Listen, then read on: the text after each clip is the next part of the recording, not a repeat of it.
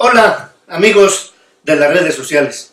Soy el licenciado Miguel Ángel Morales Amaya y sean bienvenidos a mi columna Momento de Opinar.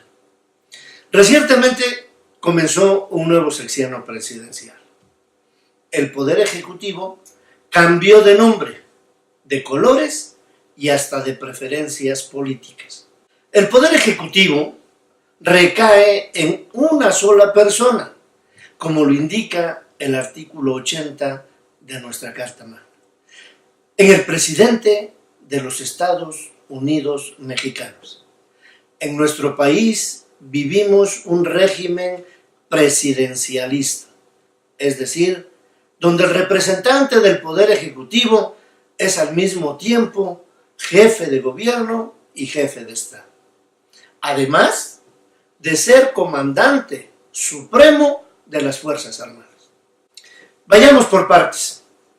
El jefe de gobierno es aquel que encabeza la estructura jerárquica del Estado. Es decir, es el responsable de la asignación y adecuado funcionamiento de las secretarías de Estado. En regímenes parlamentarios se le conoce como primer ministro y en repúblicas como la nuestra es el presidente, es decir, le corresponde la administración del país. El jefe de Estado es el representante ante su pueblo y ante el resto de las naciones. En las monarquías actuales, la jefatura de Estado recae en los reyes, como en España o en el Reino Unido. Y en países como Estados Unidos, Italia y Francia, al igual que en México, el presidente es quien ocupa dicho cargo. Y esta parte es mucho más delicada que la primera señalada.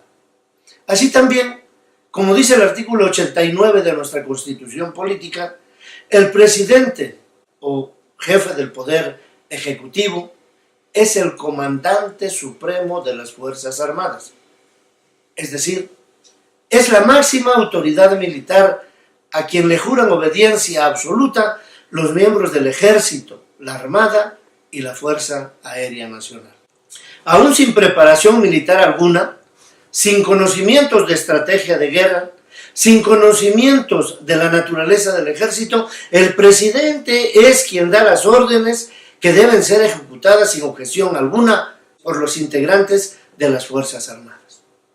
Recordemos que nuestro país tiene antecedentes muy marcados de presidentes emanados del ejército, desde Guadalupe Victoria, primer presidente de México, hasta Manuel Ávila Camacho, quien fue el último general en asumir la presidencia del país. El caso particular de Plutarco Elías Calles, es decir, es el cliché del presidente que sigue ejerciendo el poder después de ser presidente. Proveniente de una familia económicamente acomodada durante el Porfiriato, Elías Calles tuvo diversos puestos en la administración pública, llegando a ser tesorero municipal o inspector de educación en Guaymas, Sonora, siendo despedido de ambos cargos por sospecha de fraude. Años más tarde se unió al ejército de Francisco I. Madero para combatir a Pascual Ortiz Rubio. Y al ser derrotado Madero, se unió a los constitucionalistas Venustiano Carranza y Álvaro Obregón. Fue secretario de Gobernación en la presidencia de Álvaro Obregón, quien lo apoyó incondicionalmente para que fuera su sucesor. En 1924, Plutarco Elías Calles asume la presidencia del país hasta 1928.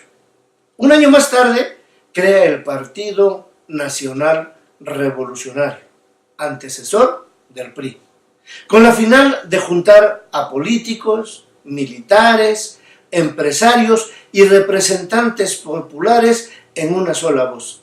Es decir, cuando comienza a ejercer el poder tras la silla presidencial. Y también el llamado jefe máximo de la revolución. Tuvo tanto poder que el periodo de 1928 a 1934 se le conoce como el Maximato. Calles era quien designaba a los candidatos del PNR y en consecuencia a los futuros presidentes del país. Fue hasta Lázaro Cárdenas, otro general revolucionario, que lo exilió para liberarse de su protagonismo. En pocas palabras, el poder ejecutivo que se deposita en una sola persona puede ser riesgoso, al ser al mismo tiempo quien también propone a los miembros del Poder Judicial. En pocas palabras, el presidencialismo puede ser riesgoso si el Poder Legislativo se somete a la voz del Poder Ejecutivo. En pocas palabras, el presidente del país tiene la gran responsabilidad de ejercer el poder sin ser partidista o protagónicos, poniendo los intereses del país por encima de los intereses personales o de grupo. En pocas palabras, como dijo el libertador Francisco Miranda, el verdadero carácter de un patriota consiste en ser obediente a las leyes de su país y miembro útil de la sociedad a la que pertenece. Te invito a que sigas en redes sociales y a compartir este video. Y ahora es tu momento de opinar. Muchas gracias.